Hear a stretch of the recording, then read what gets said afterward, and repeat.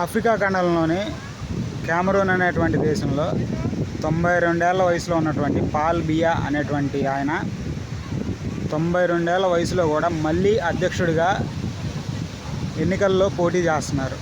అయితే దీంట్లో విశేషం ఏంటంటే, ఈ కెమెరూన్ అనే దేశం ఆఫ్రికా ఖండంలో ఉన్నది.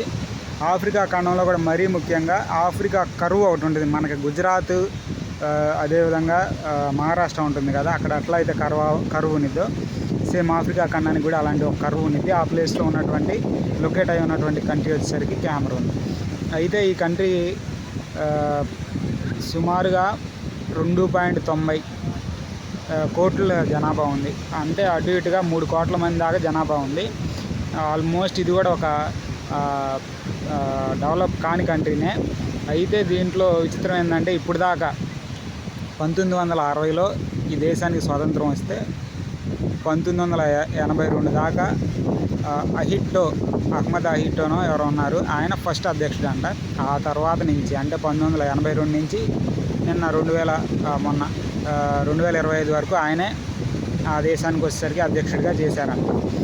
అయితే ఇప్పుడు మళ్ళీ 92 ఏళ్ల వయసులో కూడా మళ్ళీ ఆయన పీపుల్ డెమోక్రటిక్ మూమెంట్ అంట, ఆ పార్టీ పేరు పీడిఎం, పీపుల్ డెమోక్రటిక్ మూమెంట్, పేరు నోరు తిరగట్లేదు.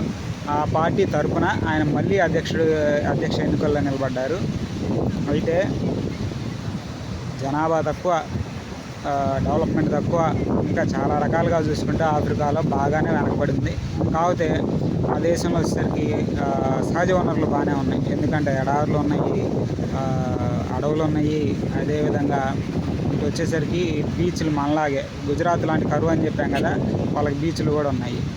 సహజ వనరులు భూమి లోపల ఏమైనా ఉంటే ఉండొచ్చేమో కానీ, అయితే సహారా ఎడారికి కొద్దిగా దూరంలో ఉండటం, ఇట్లాగా రకరకాల కారణాలు ఆఫ్రికా ఖండంలో ఉండటం వలన డెవలప్మెంట్ అనేది కూడా కొద్దిగా తక్కువే.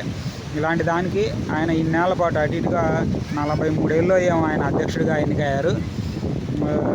ఇంకా ఇంకేమైనా చెప్పడానికి అంతే.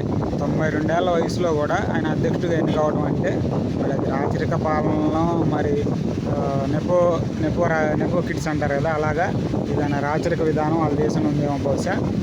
ప్రస్తుతానికైతే ఆయన 92 ఏళ్ల వయసులో ఇది గిన్నీస్ రికార్డ్ ఏమో బహుశా. అంతకుముందు ఎవరో చేసి ఉంటారు అలాగా.